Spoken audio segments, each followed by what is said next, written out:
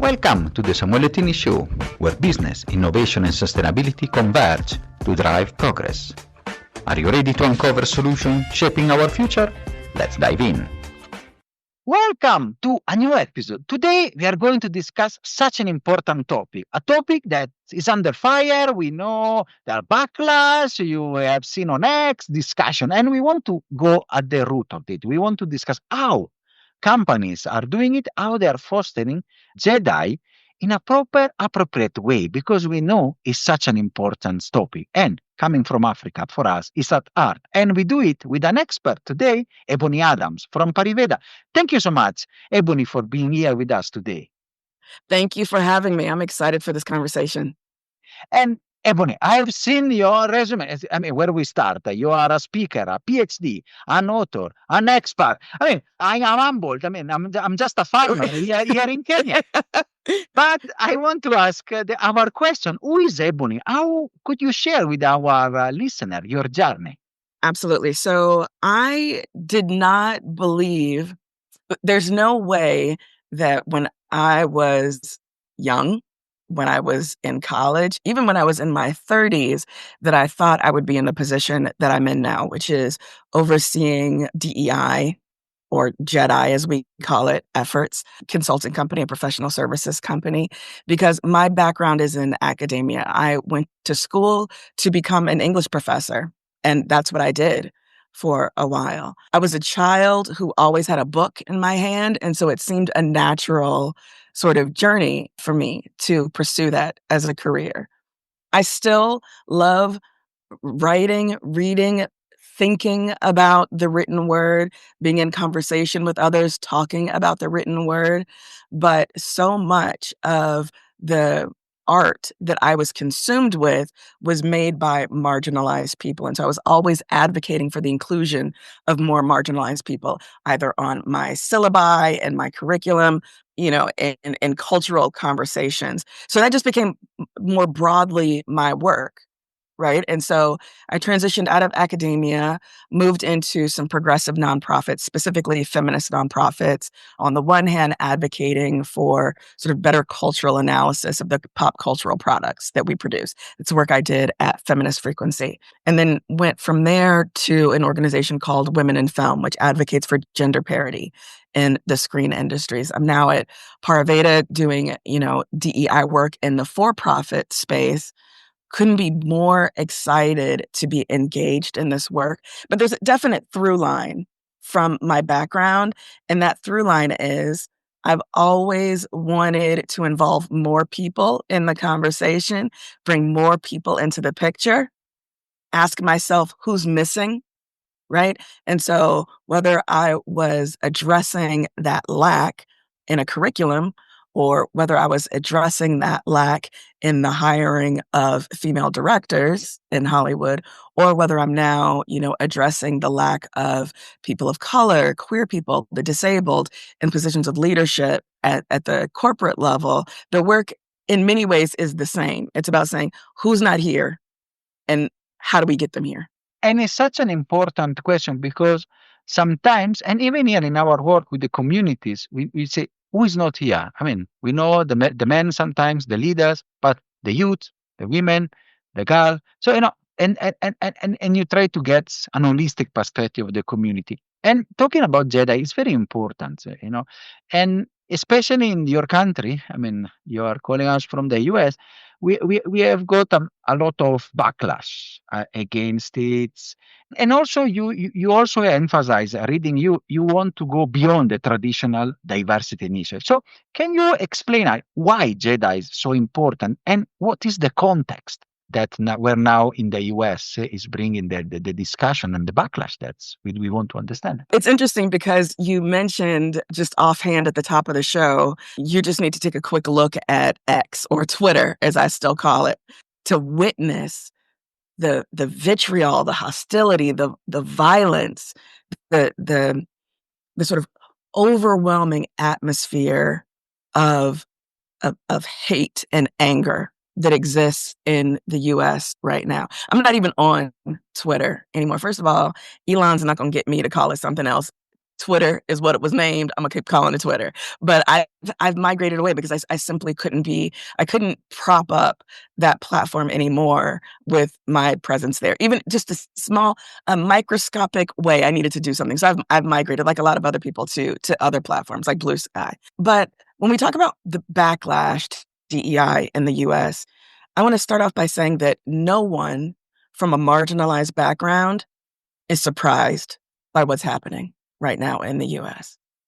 We might be taken aback by the speed and the vigor with which it's happening, but we're not surprised by the phenomenon itself. It's because the social progress that really a lot of well-meaning liberals in the US were touting over the past 20, 25 years, it didn't bear out the lived realities that we see in our communities and in our streets, right? We were still not getting hired or promoted at the rates of the dominant groups of their society. Our intimate relationships were still being policed and derided. We are still under disproportionate threat from violence at the hands of law enforcement or the prison industrial complex. So no, we weren't surprised by the backlash at all. It wasn't a backlash. It was it was a continual wave for us, right?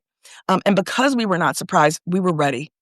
Many of us were ready for it, at least mentally, because if there's one thing marginalized people know, it's that if you stay ready, you don't have to get ready. There is a really troubling trend among DEI professionals in the US right now, a sort of wait and see attitude, wherein they feel as if we can just wait out the current presidential administration. And in 3.5 years, we'll go back to business as usual. And I can't stress enough how frightening that mindset is to people who do this work authentically, but to marginalized communities in general, because many of us won't be around in 3 years. There are people whose livelihoods are being taken away, but even more critically, there are lives that we will lose if we don't forcefully resist this backlash. Justice and equity don't go into cold storage until a more convenient time. They have to be continually fed, they have to continually be tended to, or they will wither, they will die. And so we are going to be set back way more than 4 years if, God willing, there's a Democrat in the White House in 3.5 years, because the forces of oppression have undone decades of work. You know, just over the past 3 months, it's incredible the speed with which they move to dismantle the very basic protections that we had managed to claw our way to over the past, 40, 50 years. One of the things that can be controversial in conversations like this is naming the problem. And, anyone who knows me knows that if I'm gonna get in trouble, I'm gonna get in trouble from saying the truth, right? The issue is white supremacy. And it is a virus that entrenches itself in the body and it mutates to sustain itself. And it is a virus that resists a cure, right? So we cannot rely on the ineffective treatments that we've applied in the past that don't even allow us to name the disease of white supremacy. We dance around it, right? But you can't be cured if you're misdiagnosed.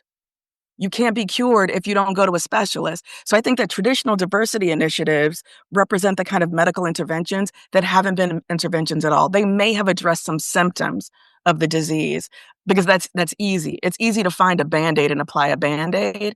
It's harder to clean a wound, to cauterize a wound, to dig out, infection, and then engage in the long process of healing. It is work, and it is work that requires effort and intention. And so I salute the folks who, while we are talking amongst ourselves, off camera, off mic, talking about the things that are happening behind closed doors in the corridors of power, right? The work is not stopped for us. It will continue, and it will continue whether I have a job doing it or not. So whether I collect a paycheck for doing this or not, because my community does not exist in the boardroom. My community is in my neighborhood. It's on my street, right? And so the work continues, and that's what we have to remember. The work has to continue. And it's such an important part that you are discussing, because I can give you an example, and I want to really to say what you say. Sometimes it's a plaster, it's a Band-Aid. It's rather than going down. I sometimes also here, I've seen many projects. I give an example. I want to discuss this because I want to discuss which are the mistakes organization approach diversity. Sometimes I feel is a NATO approach. I mean, all talk, no action. And or you don't understand, especially in community. I've seen many projects coming and say women empowerment. But of course, you cannot just, let's say, preach. You have also have to give tangible. So you have to work on the economic side because women, if they have economically empowered, of course, they can empower themselves. They have better, stronger voices. So, which are the mistakes? Which are the plasters, or band-aids, to speak American English, that we have used, and how really we can shift towards genuine inclusive leadership, genuine Jedi, not just, sweet talks. I think there has been a disproportionate focus on numbers, right? So it's let's hire more of, or we would like to hire more of this community or people from this background. And to the extent that people are successful at that, they think that is where the work stops. So as long as a Black woman or some Latinos or disabled people are in the workforce, they will do the work to make the environment healthy, right? So we rely upon them to do the labor that leaders should be doing, but we don't do anything that it takes to support them while they are there and to actually include them in decision making, et cetera, right? So diversity and inclusion are two very much different things. You can have a diverse team that is not an inclusive team. You cannot have an inclusive team that is not also diverse. So that's one thing, is focusing purely on numbers. And when we get into the numbers and efforts made to improve diversity and then hopefully extend into being truly inclusive in our workplaces, there is some real short-sightedness to what it takes to attract and hire candidates from a variety of backgrounds. So if you only look in the places you have traditionally looked, if you only talk to the people that you're comfortable talking to, if you only acknowledge certain kinds of competence, or you only see certain kinds of competence, then of course it's going to be hard for you to see the benefit of bringing in other kinds of people, right? And so what we have is, one, a focus on numbers, and then two, pulling back, or not even a pulling back, but sort of non-movement that says, well, we would like to hire more people from whatever category, but we just can't find them. And the fact is, you're not looking in the right places. You're not having the right conversations. You don't even realize that you need to adjust your approach. We also have not reckoned with the fact that we need to address our pipelines for hiring in particular much earlier than we do. If you are looking for leaders from marginalized backgrounds, you can't simply look among your current rate of middle management because the numbers there are not sufficiently high to then pull them through into leadership. You need to be looking at more junior members of staff and how can you grow them into the kind of middle managers who can then become leaders. You can't simply look at universities and who's currently at universities, but you need to be looking at the kind of programs in secondary schools and in middle schools, even in elementary schools. So you need to be working not just we're not asking a single company to do this. We're saying, get with other corporate leaders, right? Get with community activists to say, hey, we know that in 20 years, we have a goal to have a much more diverse workforce. And it's going to take conscious effort to build the kind of pipeline in our community that we then want to hire, right? But that takes time, it takes effort, it takes money, it takes, really informed decision making. And so it's more than people think they can take on. So a Band-Aid, a plaster, is much easier to sell to a board of directors, to a leadership team. One of the other mistakes is bringing in a number, even if it's a smaller number, the people from diverse backgrounds, but then not truly involving them in any decision making that involves them. All decisions are made from the top down based upon what leaders think workers want, as if they are not workers themselves, which is another conversation we can have about capitalism and how it divides people. But the phrase that has been, really popularized within the disability rights movement, which is nothing for us, without us, or nothing about us without us, right? So if you are making policies, you are making decisions that affect how long I work, where I work, what kind of work I do, I have the right to be involved in those kinds of conversations. And if it's not me, someone from a community, like a representative from my community, and hopefully more than one, needs to be there. So it is focusing not just on diversity, but about how do we actually include the people that we've brought on board. And then I think a mistake that a lot of organizations make is they don't start this work by asking themselves, how much appetite do we truly have for change, right? Many organizations are looking for an hors d'oeuvre or an amuse-bouche of DEI, right? They don't want the full 7-course meal. They don't actually want to completely transform their talent development systems. They don't want to completely, interrogate the wage gaps at their company. They don't want greater diversity in the boardroom. So, you got to ask that question, like, how much appetite do we have for change, right? And can we increase our appetite, right? And then what meal are we prepared to consume? What groceries do we need? What kind of cooking are we ready to do? But it has to start with, what's my appetite for this? And a real reckoning for it, because there's nothing worse than making promises to your constituents, your stakeholders, that you fail to deliver on. And it's such an important part because, you can have, as any transformation, you can have a la carte things. You have to have an holistic approach, and a word that starts, I like what you said. It's the same for us here. You cannot have a leader if you don't tackle the inequality and the problems within the community, if you don't tackle access to water, access to energy. Of course, if I grow up in a community where I don't have water, I don't have work, I don't have others, it's very difficult, to access school, maybe.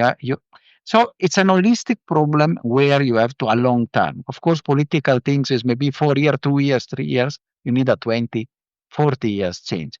And I want to ask, since you are discussing this about how, the mistakes, also, the good part, because sometimes we focus on the mistake, but also the good. So you are doing your work at Pariveda B Corp. So it's also an important part. We are very dear to the B Corp movement. So I want to ask, how can you give us some examples, the one you can share, how you have fostered equity, diversity in an organization, and then how this, from your experience, has an influence on the performance, on the business outcome as well? One of the things that has been just so galvanizing about our work to become certified as a B Corp and then to maintain certification is the incredible richness of thought that the entire team brings to this work. So it is very much a group of people that touches every part of the company, right? So we have people who are involved from our human resources team, from sales, from, business strategy, from various segments of the leadership team, me and Jedi, performance management, because we recognize that this work touches every part of a business. So it is crucial that, as you say, we build holistically and we look at our structures holistically. So I've been really gratified by that. The ability to glean diversity of perspectives is something that is increasingly new within the DEI space when it comes to developing a coherent vision that nevertheless maintains respect for everyone's individual position. What I mean by that is there's still, in the US at any rate, there's still very much an assumption that when you say DEI, you're talking specifically about Black people. And of course, I'm a Black woman in the US of a certain age. Yes, my Blackness is foundational to who I am. I am always going to be that person that's like, where's the Black people? Where's the Black people, right? But DEI is not just about Black people. It is not just about race. It is not just about gender or sexual orientation. It is all of these things that make up a person or a community. And so the explicit recognition of that and communities coming together to say, how can I support you, disabled community at Pariveda?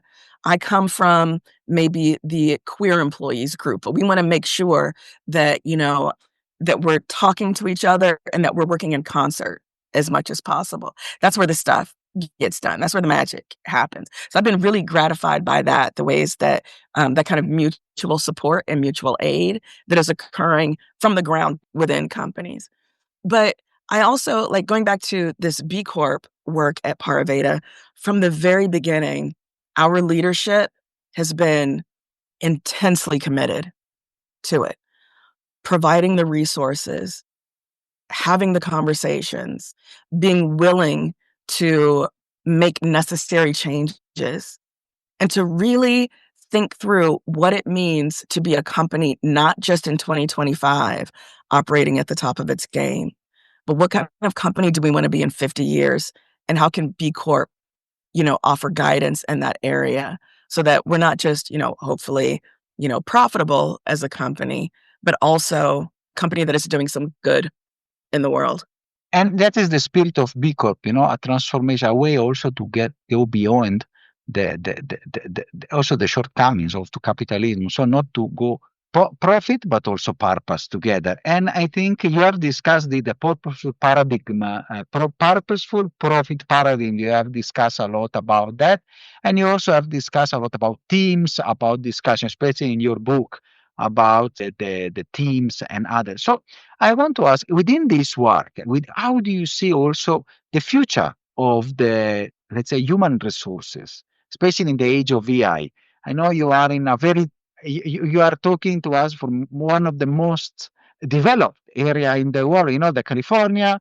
So there is the AI revolution and others. So bringing together this, the talent, the movement, and other, how do you see this revolution, this new AI revolution upcoming, and also how this touch also the AI? I have been so grateful for just some incredibly brilliant Black women who are talking about both the challenges and the potential pitfalls, like the dangers of wholesale uncritical adoption of AI. We know, like, there are studies that show the algorithms that undergird a lot of AI, whether that's predictive AI or Gen AI, they are built by people, and so they contain within them the biases and the assumptions of the people that built them. They are not objective by any true standard, and so we need to keep our eyes open and be very critically aware of how these tools are developed, how they are deployed, who they displace, because we know that there already is a revolution in the labor market due to the use of some of these tools. I was in a very interesting conversation a few weeks ago about this particular issue. And when we talk about the sort of jobs that are going to go away, we are largely talking about the kind of jobs that women do, right? So the kind of, say, clerical or administrative work that has been a solid financial option for many women, particularly women who are high school graduates but do not have college degrees, or maybe have some college but do not have college degrees. These kinds of administrative jobs, clerical jobs, support jobs that can be in some ways managed through AI are going to disappear. And think about what that's going to mean for a whole category of people. We know that women, as breadwinners, are such vital parts of our economy. What will happen when a significant portion of them no longer have access to the kinds of jobs that have lifted their families out of poverty, that keep their families fed, right? And that set them on the path to even, further career progression, more seniority. So it's not just that we're going to lose certain jobs, it's that a certain segment of the population is going to lose jobs that have really been a way out for them. Having said that, I don't need to be a cheerleader for AI. There are millions of them out there right now. It is very sexy, very interesting, very exciting technology that everyone wants a piece of. And so if there's a way that we can, leverage some of AI's strengths to advance DEI work, I'm all for it. I would like to see more of what that looks like. What it has looked like to date, I think, is people sort of recycling the same ideas? Because thinking is hard, right? Writing is hard. How much easier is it to just type into ChatGPT or whatever tool is your favorite? How do I set up DEI at my company? And what you will get is something that sounds good and looks good and makes sense. And it may be great advice, right? But everyone who's putting in that same prompt is getting the same ideas, the same output, right? And so where's the innovation there? Right? Like, what are we doing with the information that you receive? I love the ability for AI to gather information and to provide insight into a way of thinking, but we have to insist upon the human element there to ensure that we are not just replicating systems of the past. Because that's, at this moment, what AI is very good at is simply just replicating what has come before. It's not typically giving us something new. And in the DEI space, we absolutely have to be looking for new way. We are in this current moment, we cannot simply do what we have done in the past, no matter how successful it has been, right? Because we are in a new moment. And so we have to keep our eyes open to the limitations as well as the possibility of AI. And so, yeah, like I said, I'm grateful for those people who say, hey, AI is a tool. It is not a savior, and we should not treat it as such. And it's such an important way to say, because lacking originality, everybody, and we see already in the standardization of reports, of posts, of things, that it's really already a sign, no, of the early and the utilization of those models. As another question I want to ask, you have such a rich curriculum, but I wanted to ask this and touch a bit on this. You wrote a book that is quite touching for me. I was touched by by the title, History versus Women. So you have discussed about overlooked female leaders. So can you share, with our listener, maybe a story, an example from the book, and also why this story is relevant for you? Oh, it was an incredible project. So I co-wrote History versus Women with a friend and former colleague, Anita Sarkeesian, who actually is the person who brought me on to the project as a co-writer. And I will forever be grateful for the opportunity that was, because we just dove into so many incredible stories, people we had never heard of, some of whom had rich histories behind them, some of whom were well known in other parts of the world, but were not well known to, an American or Western audience, right? So we wanted to bring those stories here. But other folks who we really had to scrape and fight to find information beyond the basics, bullet points of their lives. One story that I was really just I was so excited to tell was about Lucy Hicks Anderson. And particularly when I mention her, because here in the US, it's June, it is Pride Month, in which we celebrate the lives and the contributions of the LGBTQ plus community. Lucy Hicks Anderson was a Black trans woman from Kentucky, born at the tail end of the 19th century, but lived a lot of her life in Oxnard, California, which is not far from where I live.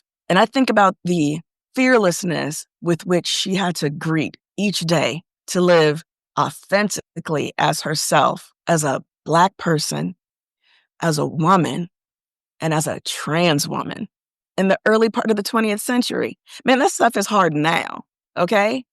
But she was doing that decades ago and unapologetically, right?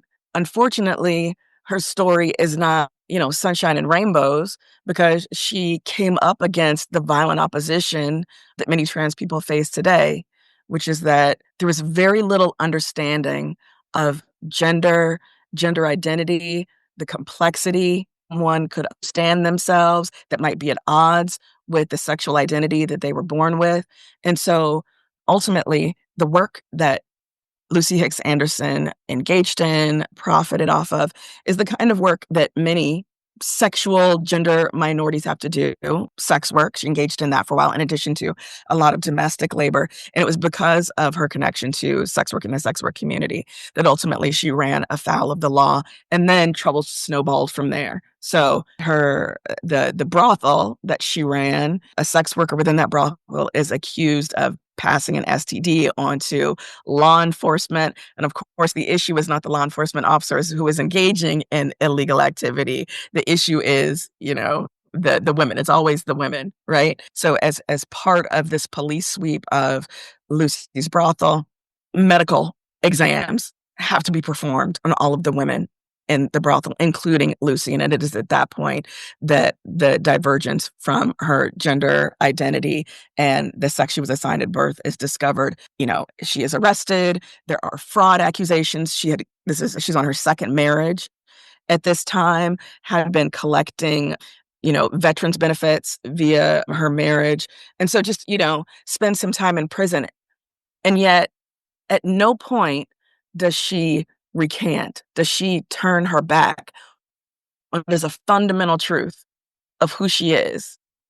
She says, I have lived, I have worked, and I have been a woman. You can't tell me, you can't ever take that away from me. You can put me in jail, you can take my money, you can say that my marriage is invalid, but you cannot deny the truth of who I am. I know who I am. It was so important to read about Lucy Hicks Anderson and to share her story, because I think it's the kind of boldness that says we will not, DEI professionals, activists, social impact workers, we are not always going to be met with open arms, right? We are sometimes going to be met with violent opposition.